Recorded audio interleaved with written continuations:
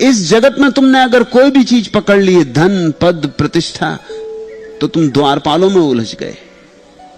देवी हेसा गुणमयी मम माया दुरक्त्या, तुम मेरी दुष्परिहारी माया में उलझ गए हो। तुमने मुझे देखा ही नहीं। जो मेरी शरण आ जाता है, मामेकम ए प्रपंधते माया मेताम तरंतिते, वह इस माया से तर जाता है। तुम जरा मेरी तरफ देखो, कृष्ण कहते, मालिक की तरफ देखो।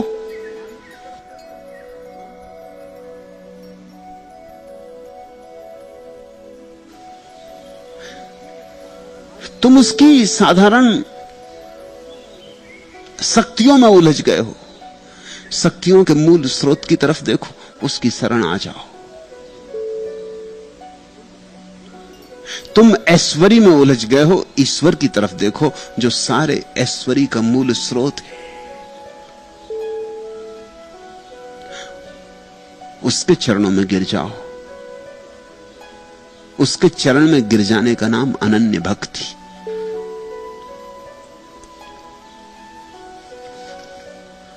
लेकिन हम क्षुद्र में उलझे हैं। हमारा प्रेम भी देह में उलझा है, हमारा प्रेम भी नाक नक्शों में उलझा है, हमारा प्रेम भी बड़ा दयनीय है, मगर हम वहीं अपना गुणगान किए रहते हैं। सुनो, अब तो नाकामी ही तकदीर बनी जाती है, जिंदगी दर्द की तस्वीर बनी जाती है। तेरा मिलना ही था मेराजे मोहब्बत, लेकिन मुझसे दूरी मेरी तकदीर बनी जाती है, तुझसे दूरी मेरी तकदीर बनी जाती है करिश्मा यह अनोखे सबे महजूरी का, तीरगी सुबह की तनवीर बनी जाती है। राहें मसदूद हैं, महदूद है दुनिया मेरी, जिंदगी हल्के जंजीर बनी जाती है। महफिले हुस्न की थी जहन में हल्की सी झलक, वही फरदौस की तस्वीर बनी जाती है। कौन सा राज है दिल का जो नहीं उन पे आया, खामोशी ही मेरी तकरीर बनी जाती है। आह की बेअसरी का भी मुझे होश नहीं, बेखुदी जलवे तासीर बनी जाती है। राज गम कैसे छिपाऊं कि खामोशी भी मेरे एहसास की तफसीर बनी जाती है।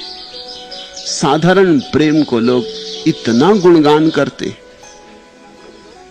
कि उतना गुणगान अगर परमात्मा का करें तो सब मिल जाए।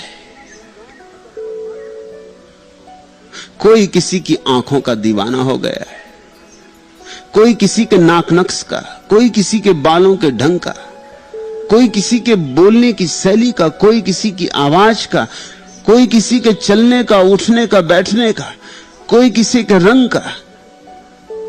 तुम्हारी दीवानगी भी बड़ी अजीब है, तुम बड़ी छोटी बातों में उलझ जाते हो।